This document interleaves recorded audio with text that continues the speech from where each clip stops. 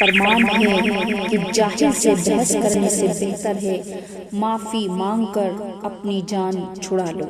اکیلی ہی لڑنی پڑتی ہے زندگی کی لڑائی، لوگ صرف تسلی دیتے ہیں ساتھ نہیں، اور دلوں میں فرق آ جائے تو تعلق نبھائے نہیں جاتے بلکہ گھسیٹے جاتے ہیں۔ جب تمہیں تکلیف ہو اور دل افسردہ ہو تو دل میں رو لو، مگر زبان سے وہی الفاظ نکالو جو اللہ رب العزت تمہاری زبان سے سننا چاہتے ہیں۔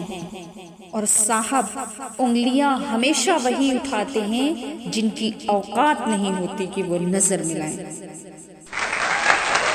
اور جناب، طلب مار ڈالتی ہے اگر رب کے علاوہ کسی اور سے ہو۔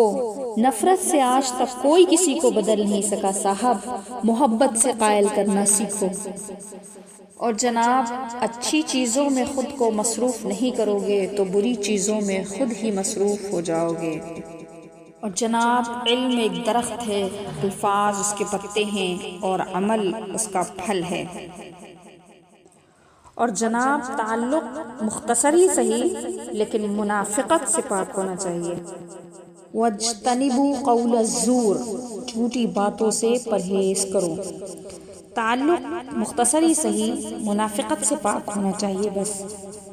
اور صاحب، جس کو شکر گزاری کی نعمت عطا ہوئی اسے مزید نعمتیں حاصل کرنے سے کوئی بھی نہیں روک سکتا۔ بے شک تم بھی راستے سے تکلیف دہ چیز کو ہٹا دو، یہ بھی صدقہ ہے۔ وَتَمِيدُ الْأَذَى عَنِ الطَّرِيقِ صَدَقَةٌ،